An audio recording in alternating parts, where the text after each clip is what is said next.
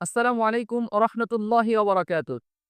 মাঝে মধ্যেই আমাদের নিকটাত্মীয়দের মধ্যে, পাড়া-প্রতিবেশীদের মধ্যে, বন্ধু-বান্ধবদের মধ্যে অনেকেই গুরুতর অসুস্থ হয়ে থাকেন।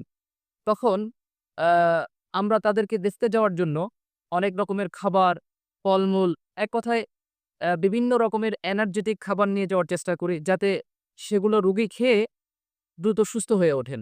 এটা ভালো বিষয়। এটা আমাদের ভ্রাতৃত্বের যে বন্ধন রয়েছে সেটা আরো বেশি মজবুত করবে। কিন্তু এর পাশাপাশি রাসূল সাল্লাল্লাহু আলাইহি ওয়াসাল্লামের শিখিয়ে দেওয়া কিছু দোয়া রয়েছে। এই দোয়াগুলো যদি আমরা রোগীর নিকট গিয়ে বলতে পারি, তাহলে আল্লাহ সুবহানাহু ওয়া তাআলা সেই রোগীকে খুব দ্রুত সুস্থ করে তোলেন এবং তুলবেন বলে আমরা আ আশা করি সবসময়। যেমন রাসূল সাল্লাল্লাহু আলাইহি ওয়াসাল্লাম একটি দোয়া শিখিয়ে দিয়েছেন। সেটি হচ্ছে আসআলুল্লাহাল আযীম রাব্বাল আরশিল আযীম আন ইয়াশফিয়াক। এই দোয়াটা যদি কোন ব্যক্তি কোন রোগীর নিকট যেয়ে ৭ বার পাঠ করে, ওই রোগীর নিকট যদি মৃত্যু না এসে থাকে, আল্লাহ সুবহানাহু ওয়া তাআলা তাকে সুস্থ করে তুলবেন। সুবহানাল্লাহি ওয়া বিহামদিহি সুবহানাল্লাহিল আযীম। এই দোয়াগুলো আমরা পড়তে পারি আ এবং আমল করতে পারি। আল্লাহ সুবহানাহু ওয়া তাআলা আমাদেরকে এই দোয়ার উপর আমল করার তৌফিক দান করুন। আসসালামু আলাইকুম ওয়া রাহমাতুল্লাহি ওয়া বারাকাতুহু।